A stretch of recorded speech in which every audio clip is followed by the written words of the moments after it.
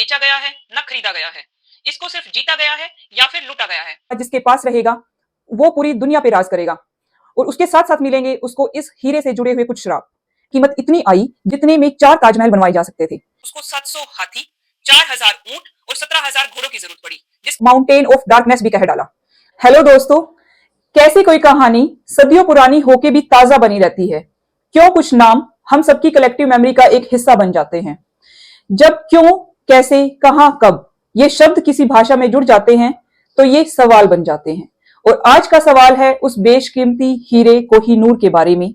तो आइए इन सभी सवालों के जवाब फैक्ट्स के माध्यम से हम तलाशते हैं आपके अपने यूट्यूब चैनल बी ऑथेंटिक की इस वीडियो में। फैक्ट नंबर 1, इस हीरे को ना तो बेचा गया है ना खरीदा गया है, इसको सिर्फ जीता गया है या फिर लूटा गया है।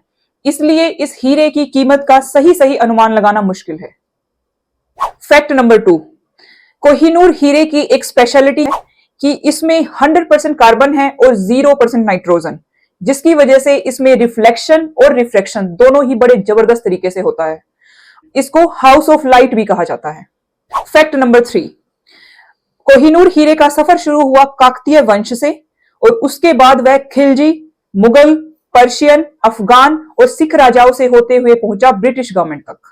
फैक्ट नंबर 4, ऐसा माना जाता है कि इसका मूल वजन 793 कैरेट था, यानी 158.6 ग्राम, जिसे वारंगल स्थित उनकी कुलदेवी मंदिर में माता भद्रकाली की बाईं आंख से अलाउद्दीन खिलजी के सेनापति मलिक काफूर ने अपनी साउथ विक्ट्री के दौरान लूटा था। फैक्ट नंबर 5, 1306 में मिली एक हिंदू किताब के अनुसार कोहिनूर हीरा जिसके पास रहेगा वो पूरी दुनिया पे राज करेगा और उसके साथ साथ मिलेंगे उसको इस हीरे से जुड़े हुए कुछ श्राप। ऐसा माना जाता है कि इसको बिना श्राप के केवल गॉड और विमेन ही एक्सेप्ट कर सकती हैं और इसे ही कर्स ऑफ कोहिनूर कहा गया है। फैक्ट नंबर 6, 1526 में पानीपत का युद्ध जीतने के बाद यह बेशकीमती हीरा ग्वालियर के किले से बाबर के हाथ में आया और बाबर ने जब इस हीरे को देखा तो उसने कहा कि इस हीरे की कीमत से पूरी दुनिया को 2 दिन के लिए खाना खिलाया जा सकता है। और उसके बाद इस हीरे को बाबर हीरे के नाम से जाना जाने लगा और इस बात का जिक्र बाबरनामा में भी आया है। 1628 में जब शाहजहां ने पीकॉक थ्रोन बनवाया, जिसे तख्ते ताउस के नाम से भी जाना जाता है और जिसको बनवाने में 7 साल लगे, इसकी बनवाने की कीमत इतनी आई जितने में 4 ताजमहल बनवाए जा सकते थे। और कोहिनूर हीरे से शाहजहां का इतना प्रेम था कि उन्होंने पीकॉक की आंख में, अपने सिंहासन के ऊपर पीकॉक की आंख में इस हीरे को जड़वाया। फैक्ट नंबर 8, 1739 में ईरान के बादशाह नादिर शाह ने मुगल सम्राट के अंतिम शासक मोहम्मद शाह रंगीला को हराया और उस समय कहा जाता है कि मोहम्मद शाह रंगीला अपनी पगड़ी में कोहिनूर को छुपा के रखते थे। तो वॉर कस्टम के हवाला देते हुए नादिर शाह ने मोहम्मद शाह रंगीला को टर्बन एक्सचेंज के लिए राजी कर लिया।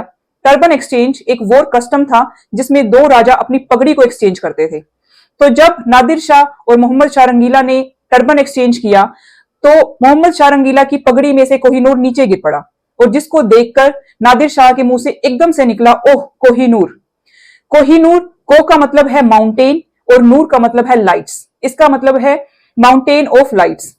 और जब इस युद्ध को जीतने के बाद नादिर शाह इस हीरे के साथ साथ दिल्ली से इतनी प्रॉपर्टी लेके गया जिसको लेके जाने के लिए उसको 700 हाथी, 4000 ऊंट और 17,000 घोड़ों की जरूरत पड़ी, जिसके बाद नॉर्थ इंडिया में घोड़ों की शॉर्टेज हो गई।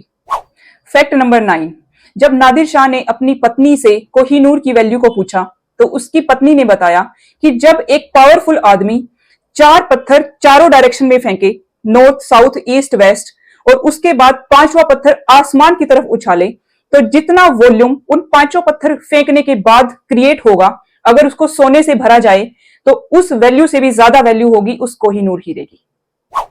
फैक्ट नंबर 10, जब कोहिनूर का पता ब्रिटिश वायसराय लॉर्ड डलहौजी को लगा तो उसने लास्ट सिख रूलर दिलीप सिंह से एक ट्रीटी साइन करी और उस समय राजा दिलीप सिंह सिर्फ 10 साल के थे। उस ट्रीटी का हवाला देते हुए उन्होंने दिलीप सिंह जी से यह साइन करवाया कि आप ये कोहिनूर हीरा हमारी इंग्लैंड की क्वीन विक्टोरिया को गिफ्ट कर देंगे।